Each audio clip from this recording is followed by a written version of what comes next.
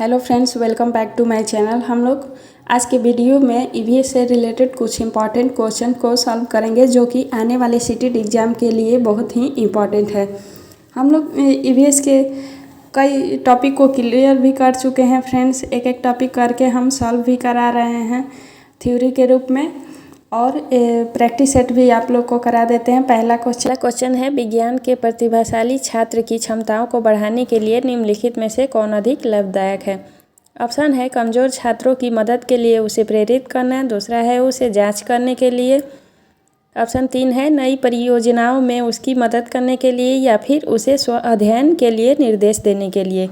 तो यहाँ हमारा राइट ऑप्शन होगा ऑप्शन सी, नई परियोजनाओं में उसकी मदद करने के लिए विज्ञान के प्रतिभाशाली छात्र की क्षमताओं को बढ़ाने में अधिक लाभदायक है। अगला क्वेश्चन देखते हैं फ्रेंड्स। क्वेश्चन नंबर 2 है, निम्नलिखित में से कौन सा कथन प्राथमिक स्तर पर ईवीएस पढ़ाने का उद्देश्य नहीं है। तो ऑप्शंस में दे रखे हैं, इसमें से कौन सा प्राथमिक स्तर पर ईवीएस पढ़ाने का उद्देश्य नहीं है। ऑप्शन है प्राकृतिक और सामाजिक पर्यावरण के बारे में जिज्ञासा जगाना, दूसरा है संज्ञानात्मक और मनोगतिक कौशल के विकास की ओर ले जाने वाली समावेशी और व्यवहारिक गतिविधियों को संलग्न करना, अगला है मूल्यांकन के लिए शब्दों और परिभाषाओं के साथ शिक्षार्थियों का नेतृत्व करना, लास्ट है जीवन और पर्यावरण की चिंता के मूल्यों को आत्मसात करना। तो इनमें से हमारा कौन सा राइट ऑप्शन है। तो प्रकृति और सामाजिक पर्यावरण के बारे में जिज्ञासा उत्पन्न करना, ये तो सही है, छात्रों में जिज्ञासा उत्पन्न की जाती है। और फिर दूसरा ऑप्शन है संज्ञानात्मक और मनोगतिक कौशल के विकास के लिए समन्वयी और व्यवहारिक गतिविधि का उपयोग करना भी, ये भी सही है। और तीसरा क्वेश्चन फ्रेंड्स ऑप्शन सही नहीं लग रहा है, क्योंकि इसमें शब्दों और परिभाषाओं के साथ विद्यार्थियों का नेतृत्व करना दे रहा है, तो ये गलत ऑप्शन हो जाएगा। चौथा ऑप्शन है जीवन और पर्यावरण की चिंता के मूल्यों को आत्मसात करना, ये भी सही है। तो ऑप्शन नंबर ए, बी और डी ये तीनों सही है।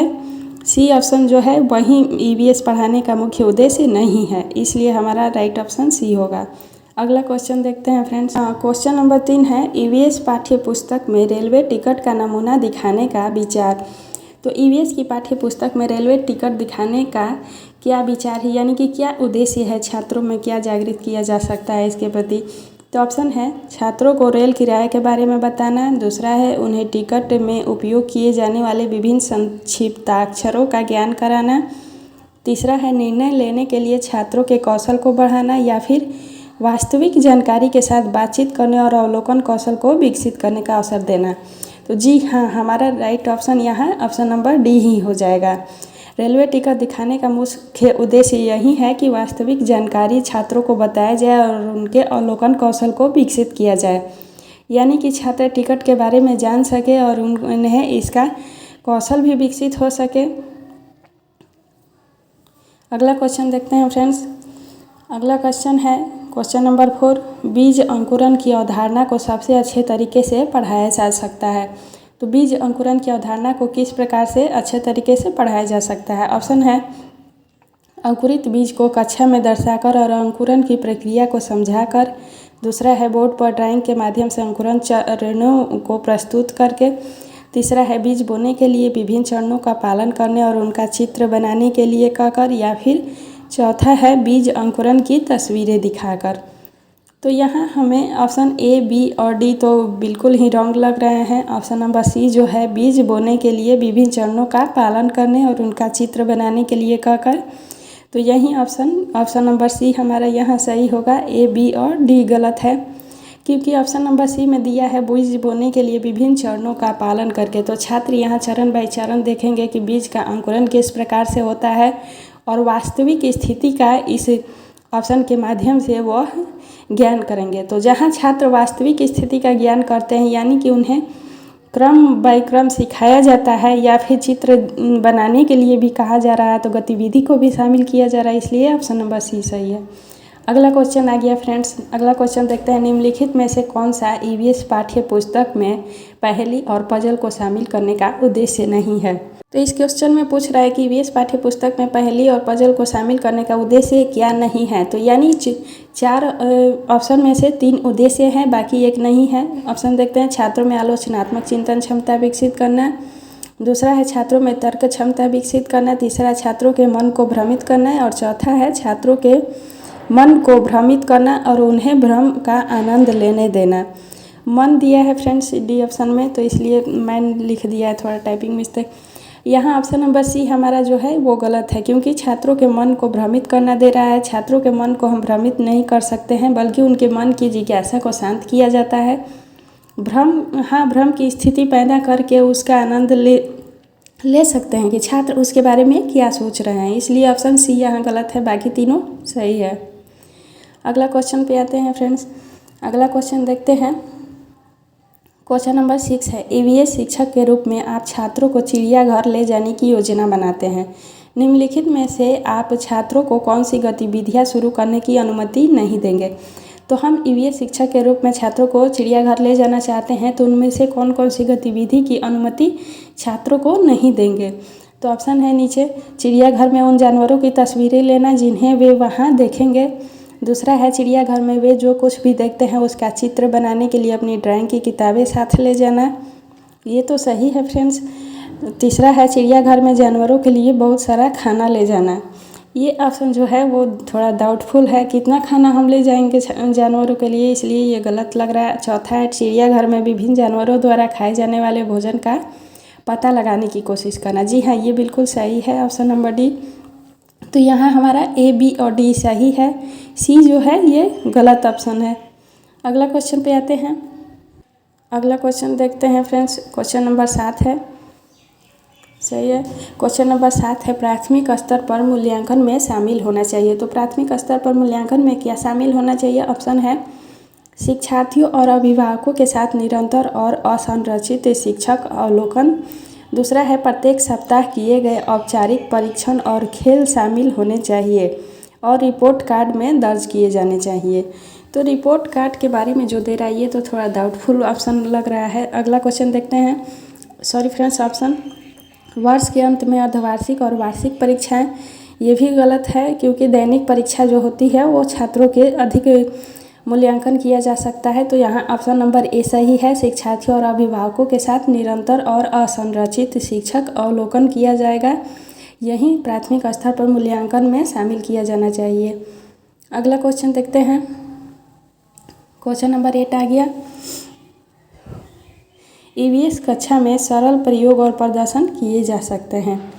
तो ईवीएस की कक्षा में सरल प्रयोग और प्रदर्शन किस प्रकार से हम कर सकते हैं। नीचे ऑप्शन दे रखे हैं। ऑप्शन नंबर ए है, छात्रों को अपने दम पर सीखने और अपने अवलोकन कौशल को अच्छा बनाने में सहायता के लिए। तो ईवीएस का सरल प्रयोग और प्रदर्शन क्यों किए जा सकते हैं, यही पूछ रहा है। छात्रों को अपने दम पर सीखने और अवलोकन कौशल को अच्छा बनाने में सहायता के लिए, या फिर वरिष्ठ कक्षाओं में जो किया जा रहा है उसका पालन करने के लिए। तीसरा है, छात्रों द्वारा उठाए गए प्रश्न के आधार पर विचार करने और विश्लेषण अवलोकन को रिकॉर्ड करने के लिए। चौथा है, कक्षा में अनुशासन बनाए रखने के लिए, छात्रों को नियंत्रित करने के लिए। तो अनुशासन के लिए छात्रों को हम नियंत्रित नहीं कर सकते हैं, ये तो ऑप्शन बिल्कुल गलत है। यहाँ राइट ऑप्शन है ऑप्शन नंबर ए, छात्रों को अपने दम पर सीखने और अवलोकन कौशल को अच्छा बनाने में सहायता करने के लिए, ये बिल्कुल सही ऑप्शन है। अगला क्वेश्चन देखते हैं। Question number 9। क्वेश्चन नंबर 9 आ गया फ्रेंड्स। देखते हैं क्या क्वेश्चन है। क्वेश्चन है, असाइनमेंट के बारे में कौन सा कथन सही है। तो असाइनमेंट के बारे में कौन सा कथन सही है, इनमें से ऑप्शन है, विविधता और अभ्यास कराने के लिए असाइनमेंट को हर दिन गृह कार्य के बाद कक्षा कार्य के रूप में दिया जाना चाहिए। दूसरा है, असाइनमेंट मूल्यांकन का एकमात्र तरीका होना चाहिए, ये तो गलत है। सी ऑप्शन है, असाइनमेंट शिक्षार्थियों की जानकारी हासिल करने, अपने स्वयं के विचारों का निर्माण करने और उन्हें स्पष्ट करने का अवसर प्रदान करने। जी हाँ, बिल्कुल सही है। छात्रों में जहाँ अवसर प्रदान करना दिया जाता है तो वो ऑप्शन बहुत ही सही होता है। उस ऑप्शन के साथ हमें जाना चाहिए एग्ज़ाम में भी, जहाँ छात्रों को अधिक से अधिक अवसर प्रदान किए जाते हैं। तो ऑप्शन नंबर सी यहाँ सही है। शिक्षार्थियों को जानकारी हासिल करने के लिए विचारों का निर्माण और उन्हें स्पष्ट करने का उन्हें अवसर देना चाहिए, तभी छात्र सही ढंग से सीख पाएंगे और जल्दी सीखते हैं। बाकी तीनों ऑप्शन गलत है, ए, बी और डी। ये 3 ऑप्शन जो है बिल्कुल ही गलत है, क्योंकि छात्रों की प्रतिभा के आधार पर असाइनमेंट नहीं दिया जा सकता है। क्वेश्चन नंबर 10 है, मानचित्र को पढ़ाने के लिए आवश्यक कौशल में शामिल है। तो मानचित्र को पढ़ाने के लिए आवश्यक कौशल में क्या शामिल है? ऑप्शन है उत्कृष्ट ड्राइंग और पेंटिंग कौशल, दूसरा है एक ग्लोब की गणना और रेखाओं की स्थिति का उपयोग करने की क्षमता, तीसरा है अर्थपूर्ण क्षमता निर्माण के लिए उत्कृष्ट संचार क्षमता, या फिर चौथा स्थान, दूरी और दिशाओं की सापेक्ष स्थिति को समझने की क्षमता। जी हाँ, बिल्कुल सही है ऑप्शन नंबर डी, स्थान और दूरी दिशाओं को समझने की क्षमता का विकास हम मानचित्र के माध्यम से कर सकते हैं। तो ये ऑप्शन बिल्कुल ही सही है। अगला क्वेश्चन देखते हैं, क्वेश्चन नंबर 11। क्वेश्चन नंबर 11 है, ईवीएस कक्षा में अवधारणाओं की समझ के लिए कविताओं और कहानी को कहने का उपयोग मदद करता है। तो ईवीएस की कक्षा में कविता कहानी का उपयोग क्यों मदद करता है? पाठ को सुखद और रोचक बनाने में, दूसरा है विश्वसनीय और वैश्विक स्तर पर दुनिया की प्रकृति पर कल्पना करने के और उनका पता लगाने की छात्र की क्षमता को बढ़ावा देने में, या फिर शिक्षार्थियों के बीच भाषा और संस्कृति की विविधता का ख्याल रखने में, या फिर छात्रों की ऊर्जा को सही दिशा में ले जाने में। तो यहाँ हमारा राइट ऑप्शन बी होगा, विश्वसनीय और वैश्विक स्तर पर दुनिया की प्रकृति की कल्पना करने और उनका पता लगाने के लिए छात्रों की क्षमता को हमें बढ़ावा देना चाहिए और तभी छात्र सही ढंग से सीख पाते हैं। नेक्स्ट क्वेश्चन देखते हैं, क्वेश्चन नंबर 12। ईवीएस कक्षाओं को शिक्षार्थियों को हाथों पर गतिविधियां और जांच में शामिल करना चाहिए क्योंकि इससे उन्हें मदद मिलती है। तो ईवीएस की कक्षाओं में शिक्षार्थियों को हाथों पर गतिविधियां और जांच में शामिल क्यों करना चाहिए? ऑप्शन देखते हैं फ्रेंड्स। अपने वातावरण में स्वतंत्र रूप से घटनाओं का अन्वेषण करें, विज्ञान सीखने के लिए प्रयोगशाला से संबंधित कौशल विकसित करना, तीसरा है वैज्ञानिक अवधारणाओं को बेहतर तरीके से जानें, या फिर विषय में रुचि का विकास करना। तो यहाँ हमारा राइट ऑप्शन होगा ऑप्शन ए, अपने वातावरण में स्वतंत्र रूप से घटनाओं का अन्वेषण करें। यहाँ बच्चे जहाँ स्वतंत्र रूप से किसी भी घटना या कोई खोज करते हैं या फिर पढ़ते हैं तो वो ऑप्शन के साथ हमें ज़रूर जाना चाहिए क्योंकि वह ऑप्शन बिल्कुल ही राइट होता है। जहाँ बच्चे स्वतंत्र रूप से सोचेंगे तो वो सही सोचेंगे, किसी दबाव में नहीं बल्कि जिज्ञासापूर्ण अपना प्रश्न पूछते हुए सीखते हैं। नेक्स्ट क्वेश्चन देखते हैं, क्वेश्चन नंबर 13। एक शिक्षिका अपने छात्रों को पीटी सरीसृप के बारे में पढ़ाते हुए वह कई उदाहरण देकर पाठ शुरू करती है और छात्रों से उन विशेषताओं को खोजने के लिए कहती है जो उसके पास थी। वह उपयोग कर रहा है, तो शिक्षिका किसका उपयोग कर रही है? देखते हैं। ऑप्शन है प्रेरक दृष्टिकोण, deductive approach, inductive deductive approach, या फिर डिडक्टिव इंडक्टिव अप्रोच। तो यहाँ शिक्षिका जो है वो प्रेरक दृष्टिकोण यानी कि ऑप्शन ए का उपयोग कर रही है, जिसमें वह पीटी सरीसृप के बारे में पढ़ाते हुए कई उदाहरण देती है और पाठ को शुरू करती है उदाहरण के साथ और छात्रों को उसमें से विशेषताओं को खोजने के लिए भी कहती है। तो यह प्रेरक दृष्टिकोण हुआ। अगला क्वेश्चन देखते हैं, क्वेश्चन नंबर 14।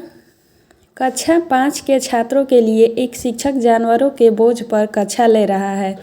चर्चा करने से पहले वह एक वीडियो दिखाती है जहां एक गधा सामान से भरा हुआ है और गधा चलते समय लंगड़ा कर चलता है। शिक्षक अपने छात्रों के साथ चर्चा करने की कोशिश कर रहा है।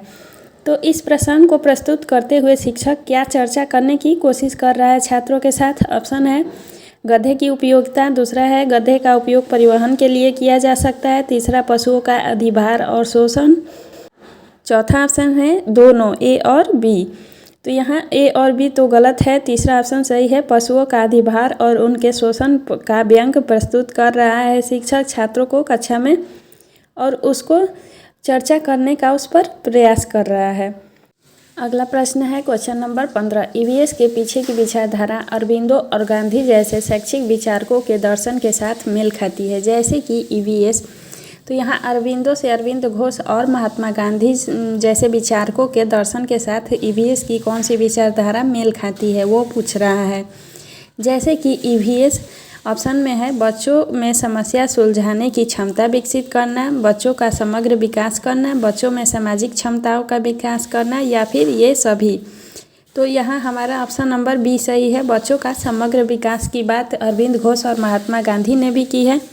और यहाँ हमारा ईवीएस पढ़ाने का भी मुख्य उद्देश्य यही है, जिससे कि बच्चों का समग्र विकास हो, यानी कि सर्वांगीण उनका विकास हो, नैतिक, सामाजिक, चारित्रिक सभी प्रकार का विकास हो छात्रों का। और ये होता है ईवीएस की शिक्षा के द्वारा, क्योंकि इसमें बच्चे खेल कूद और अन्य गतिविधियाँ भी ईवीएस के द्वारा सीखते हैं। अगला क्वेश्चन देखते हैं। क्वेश्चन नंबर 16, ईवीएस वर्ग के लिए बच्चों के प्रश्न महत्वपूर्ण हैं क्योंकि वे एक संकेतक हैं। तो ईवीएस वर्ग के लिए बच्चों के प्रश्न क्यों महत्वपूर्ण हैं? ऑप्शन है, बच्चों को क्या नहीं पता है, बच्चे क्या जानना चाहते थे, यह स्वीकार करता है कि शिक्षक समझने में सक्षम नहीं था, बच्चे की याद करने की क्षमता। तो ऑप्शन बी राइट है, बच्चे क्या जानना चाहते थे। ईवीएस वर्ग के लिए बच्चों के प्रश्न यही महत्वपूर्ण है क्योंकि वे संकेतक हैं। ईवीएस की कक्षा में बच्चे प्रश्न पूछते हैं तो ये संकेत है कि बच्चे क्या जानना चाह रहे हैं, इसलिए वह प्रश्न पूछते हैं। अगला क्वेश्चन है क्वेश्चन नंबर 17,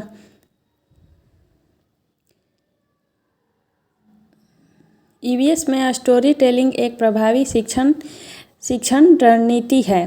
तो ईवीएस में स्टोरी टेलिंग जो है एक प्रभावी शिक्षण रणनीति है। किस प्रकार का रणनीति है? ऑप्शन है, यह सीखने वालों को सुनने की क्षमता विकसित करने में मदद करता है, यह दूसरे के संदर्भ में स्थिति की कल्पना करने की क्षमता विकसित करता है, सी है, इसे शिक्षार्थियों में कहानी लेखन की क्षमता विकसित होती है, या फिर यह पाठ को बहुत रोचक बनाता है। ऑप्शन बी सही है हमारा, यह दूसरे के संदर्भ की स्थिति की कल्पना करने की क्षमता विकसित करता है, स्टोरी टेलिंग जैसा प्रभावी शिक्षण रणनीति।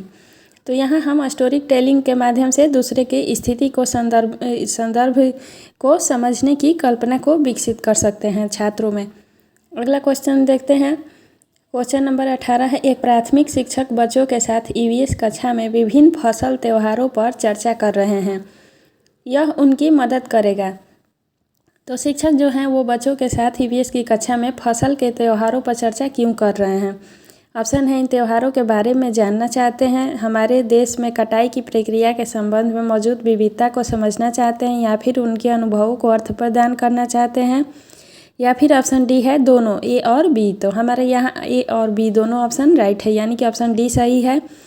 इसके माध्यम से शिक्षक त्योहारों के बारे में जानना चाहते हैं और हमारे देश में कटाई की प्रक्रिया के संबंध में मौजूद विविधता को भी बच्चों को समझाना चाहते हैं, इसलिए फसल के त्यौहार पर चर्चा कर रहे हैं। अगला क्वेश्चन देखते हैं। क्वेश्चन नंबर 19 है, विज्ञान ज्ञान का एक गतिशील शरीर है। तो विज्ञान को ज्ञान का गतिशील शरीर क्यों मानते हैं? ऑप्शन है, इसमें वैज्ञानिक प्रक्रिया शामिल है, यह समय के साथ बदलता रहता है, इसमें रचनात्मक लोग शामिल हैं, या फिर यह विस्तार होता है, इसका विस्तार होता है। तो यहाँ ऑप्शन बी राइट है, यह समय के साथ बदलता रहता है, इसलिए विज्ञान को ज्ञान का एक गतिशील शरीर माना गया है। तो फ्रेंड्स, आज के लिए इतना ही। उम्मीद है आप सभी को आज का हमारा ये वीडियो बहुत ही पसंद आया होगा। अगर हमारा चैनल पसंद आया होगा तो प्लीज़ हमारे चैनल को लाइक, शेयर एंड सब्सक्राइब ज़रूर कीजिए और अपने दोस्तों में भी अधिक से अधिक शेयर कीजिए, जिससे वो भी हमारे वीडियो को देख सके।